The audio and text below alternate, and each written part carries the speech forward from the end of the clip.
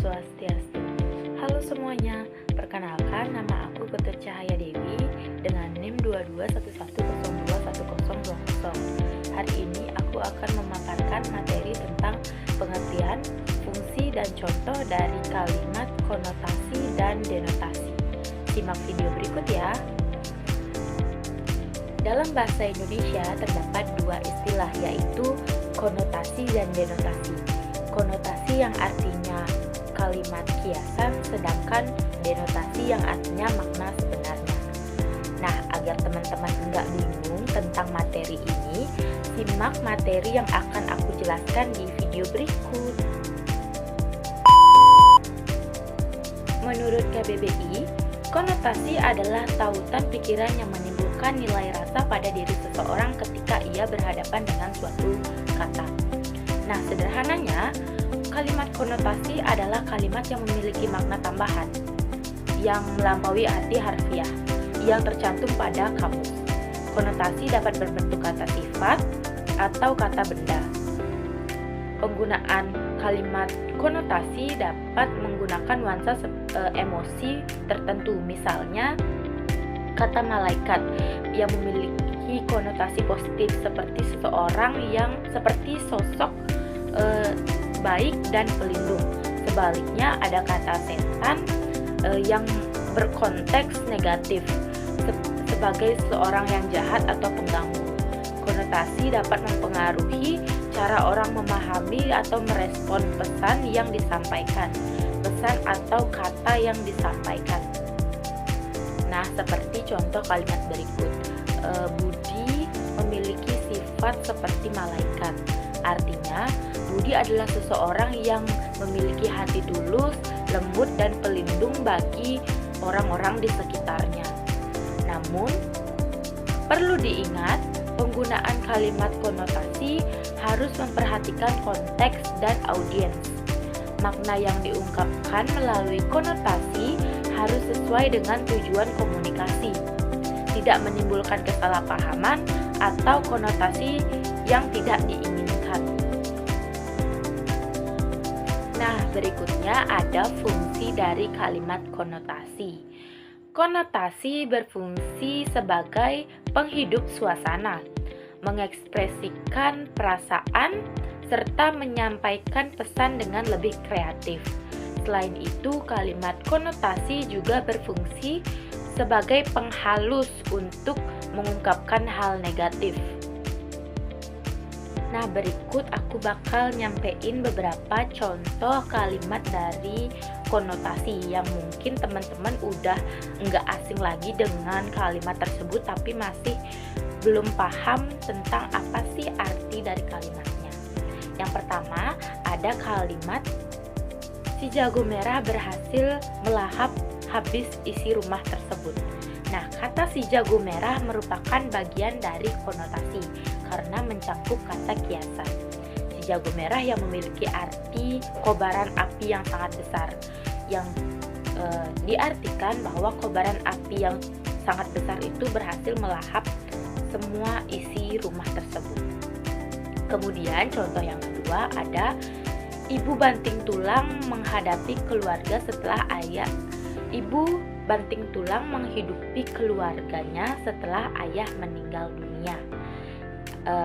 Kata banting tulang merupakan kata konotatif yang memiliki arti bahwa ibu bekerja dengan sangat keras untuk menghidupi keluarganya setelah ditinggal oleh suaminya.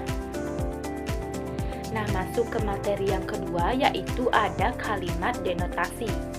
Menurut KBBI, denotasi adalah makna kata yang lugas dan bersifat objektif.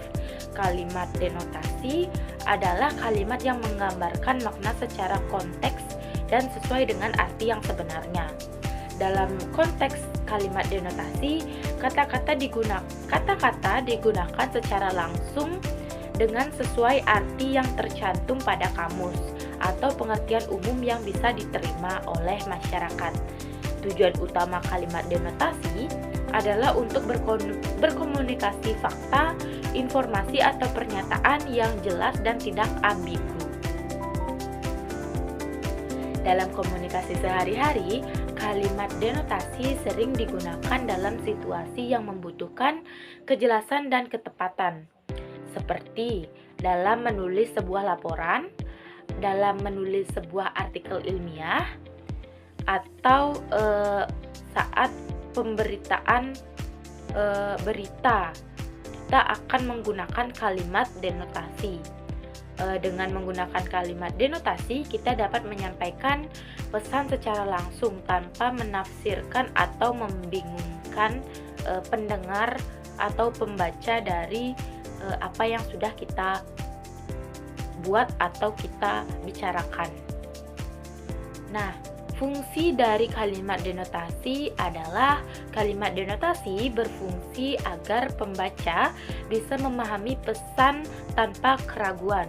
Makna denotasi adalah makna yang sebenarnya, lugas dan tidak ambigu karena diperoleh dari tangkapan panca indera kita. Itu sebabnya kalimat denotasi sangat diperlukan untuk meminimalisir penafsiran yang subjektif.